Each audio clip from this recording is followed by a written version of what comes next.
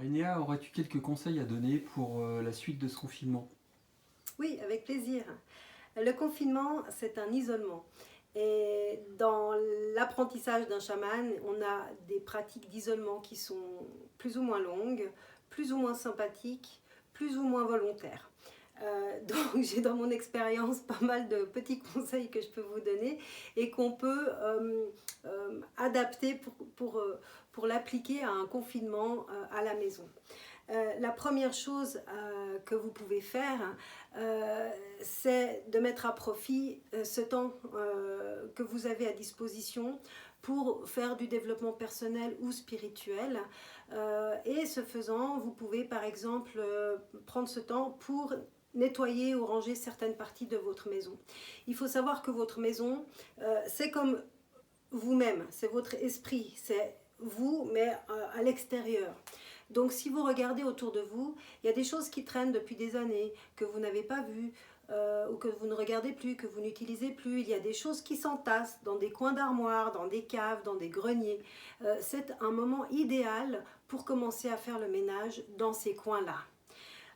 L'idée, c'est vraiment de le faire avec cet état de conscience que ce que vous êtes en train de faire représente des choses que vous voulez faire à l'intérieur de vous-même. Ok? Alors, je vous donne un exemple. Vous prenez votre grenier.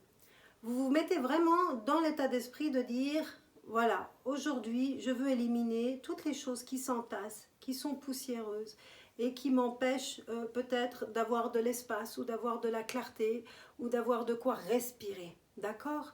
Et là, vous prenez une demi-heure, pas plus, et vous commencez un petit coin à faire le tri, à enlever ce qui vous encombre, ou à réparer certaines choses, ou à les ranger ailleurs, ou à les réutiliser, ou à les donner. Vous leur donnez une seconde vie ou une seconde chance, ou alors c'est fini et ça va retourner au cycle de traitement des matériaux.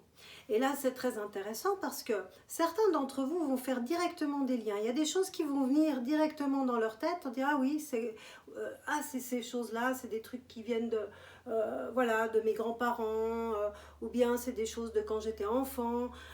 Et puis, est-ce que c'est le temps, c'est le moment de s'en séparer? Peut-être pas. Peut-être que vous allez créer une boîte à trésors avec ces choses-là et qui vont représenter les choses vraiment essentielles chez vous, les choses qui vous tiennent à cœur ou qui représentent des choses que vous avez acquises en tant que personne. Alors ces choses-là, il faut les garder, il faut les mettre en valeur ou il faut les préserver d'une manière qui soit belle. Ensuite, pour d'autres, vous allez le faire de manière peut-être sans qu'il se passe quoi que ce soit, vous ne faites pas de lien spécifique. Ne vous inquiétez pas, le travail se fait quand même au niveau interne, au niveau inconscient. Et peut-être que dans les jours qui suivront, vous aurez des petits flashs ou bien vous aurez des rêves qui vont montrer ce qui se passe.